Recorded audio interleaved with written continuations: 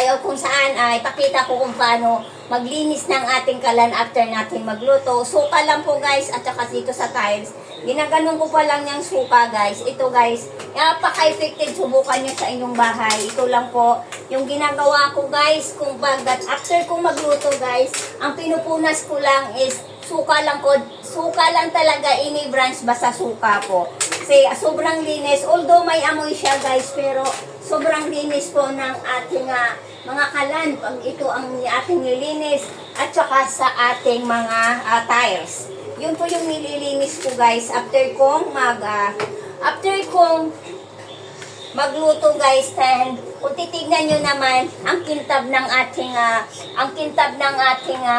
tiles at saka walang amoy guys. Iwasan po natin magkaroon ng ating amoy yung ating kusina. So yun po yung ginagamit ko guys para walang amoy yung ating kusina. Bye bye guys!